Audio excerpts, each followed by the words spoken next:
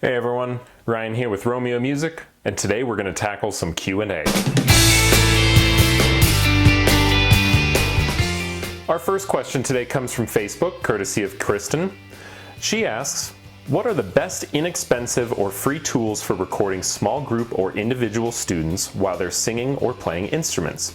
And once recorded, what tools do you use to edit it? This is a fantastic question, one that we're often asked. And really, there's a ton of solutions out there depending on your workflow in your classroom. The big thing to consider is the actual function of the device. Do you want a device to record all by itself? Do you want it to record to your phone, or do you want it to record to a computer? If you're going to use a single widget to take care of all of your recording needs, handheld recorders like this Roland R-07 are a fantastic solution for you. With built-in microphones, an interface, and onboard storage, these devices give you the flexibility to record whatever you want at a high quality without having to carry around a whole rig in order to capture your sound. Some offerings, like this DR-40x from Tascam, have microphone preamps built into them so that you can use your own personal microphones or record from an instrument directly into the recorder. If you're looking to record straight onto a phone or a tablet,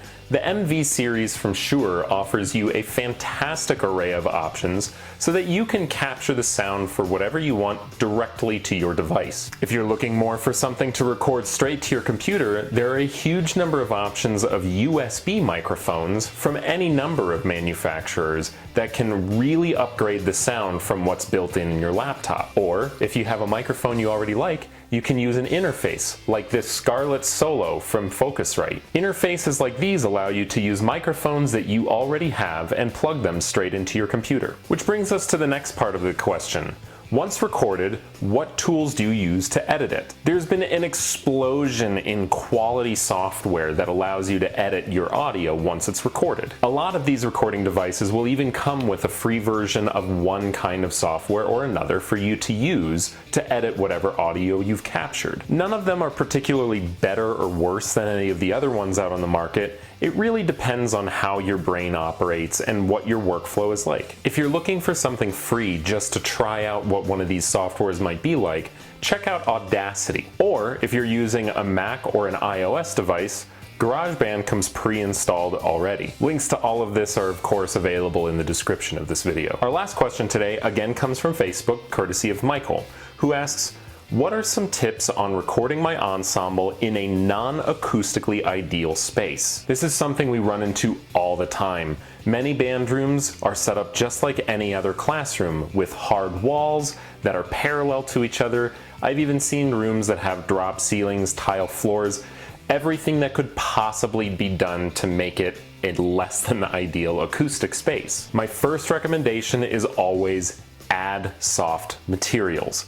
Anything that's going to absorb sound or keep it from bouncing off the walls is going to help immensely. Ideally, these spaces are made best when you can come in with an acoustician and have sound panels, foam, bass traps installed in your space to really idealize the sound. However, if you're on a shoestring, it doesn't mean you're out of options. Simple things like area rugs or curtains or even egg crate foam can go a long way in helping your sound improve in your recordings. I also highly recommend elevating your microphones. The last thing that you want to do is capture sound that's being reflected a couple times after being played directly into a music stand. By raising the microphones up, you get a more natural sound of both the ensemble and individual instruments within the ensemble. Try to keep the microphones at least a couple feet from the wall and make sure that they're elevated in a central position, ideally right behind where you as the conductor are going to be standing. And of course, the recording is only going to be as good as the weakest piece of equipment you own. Really high-end microphones only go so far if the interface you're using has less than adequate preamps. And of course, a really cheap microphone is never going to sound as good as a high-end microphone, regardless of what soundboard it runs through. Now, of course, that's not to say that it's impossible to capture good sound without a $20,000 rig. Any of the devices that I mentioned earlier take really high-end recordings. As far as elevating your recordings, I always recommend the Shure S15a tripod stand. This stand is incredibly versatile and it's built like a tank. If you're interested in anything or have other questions for me or Romeo Music, be sure to contact your Romeo rep. Otherwise, contact us at info@romeomusic.net or call us at 1-800-466-1773. Be sure to like us in the description, click subscribe, and make sure that you follow us on Facebook for all the latest in music technology. I'm Ryan, and this is Romeo Music, your source for educational music and performing arts technology.